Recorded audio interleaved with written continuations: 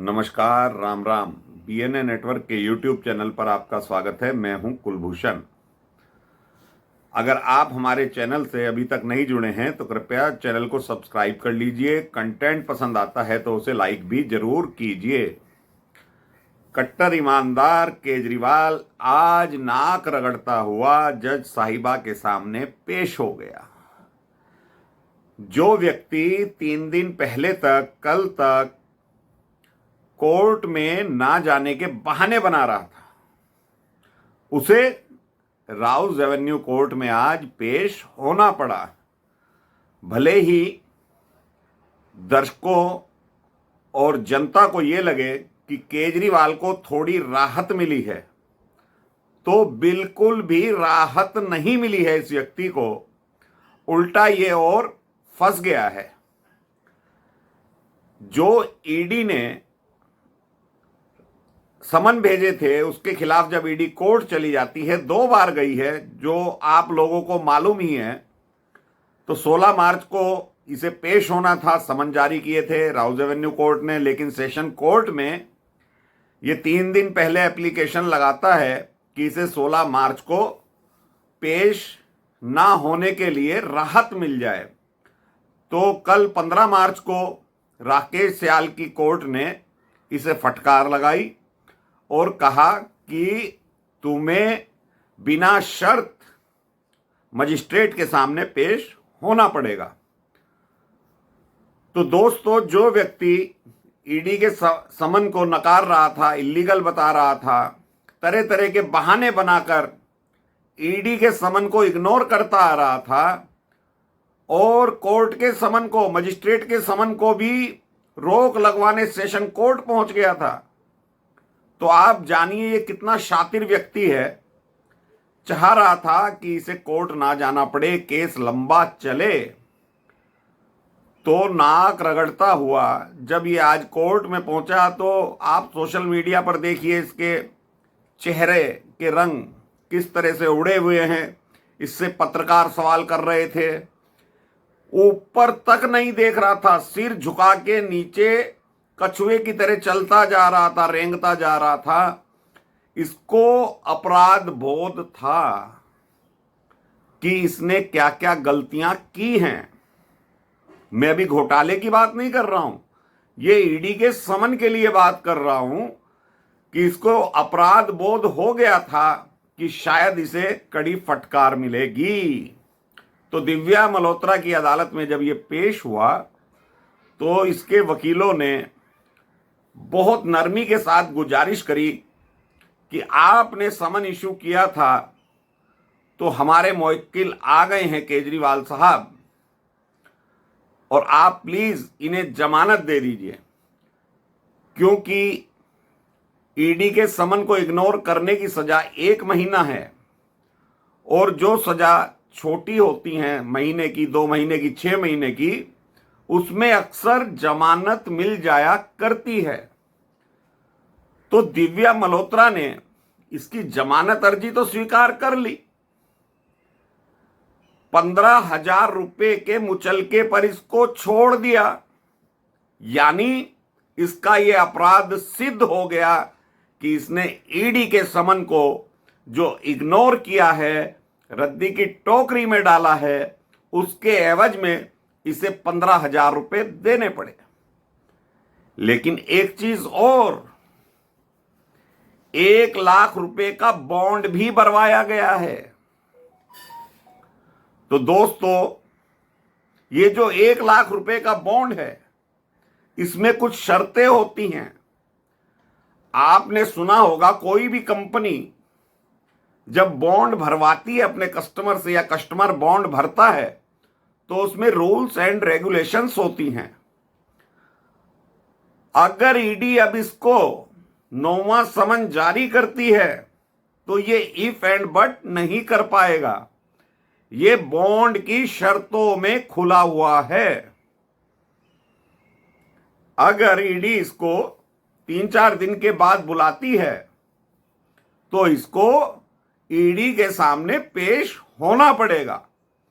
और यही ईडी चाह रही थी कि ये बार बार जो समन इग्नोर कर रहा है, और सरकार भी फूंक फूंक कर कदम रख रही थी, क्योंकि ये शातिर व्यक्ति है, बीजेपी को हर बार कटघरे में खड़ा करता है, कहता है कि बीजेपी के ऑफिस में योजना बनाई गई थी, शराब घोटाले की स्क्रिप्ट लिखी गई थी, हमें तो खामे खा फंसाया जा रहा है। किसी के घर चवन्नी नहीं मिली, 25 पैसे तक नहीं मिले।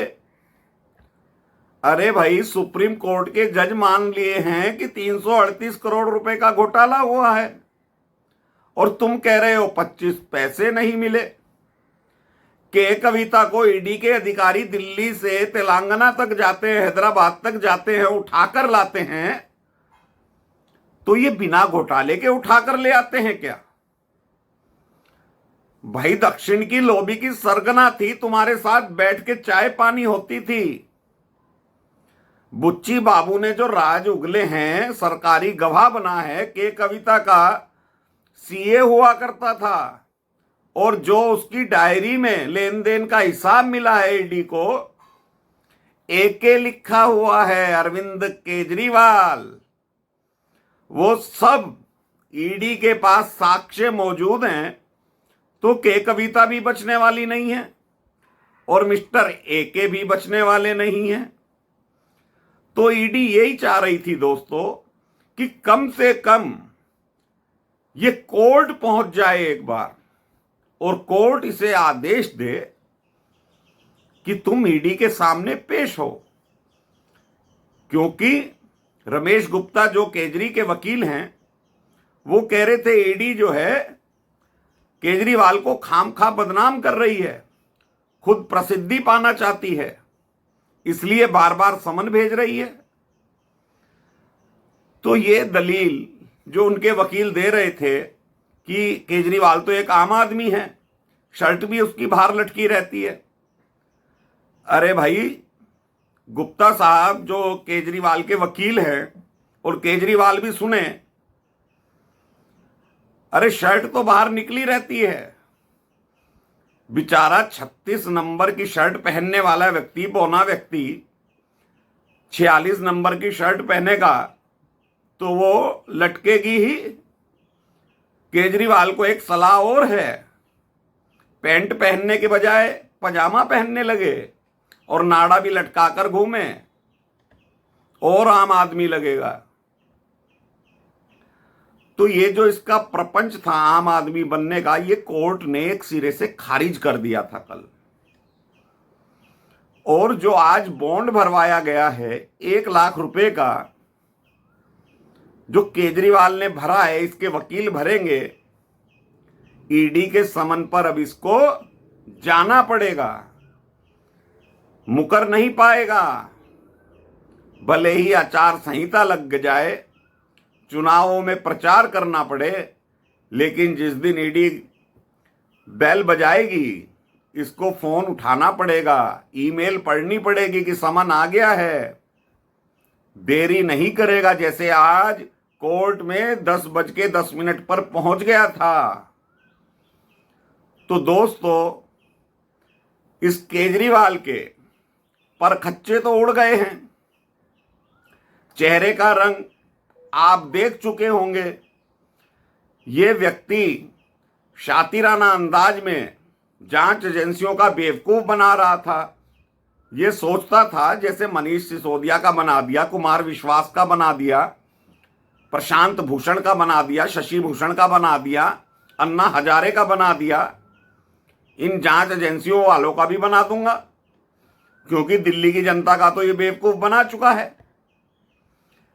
तो ये खुद एक अधिकारी रहा है केजरीवाल, तो इससे बड़े बड़े पढ़े लिखे अधिकारी ईडी की टीम में हैं।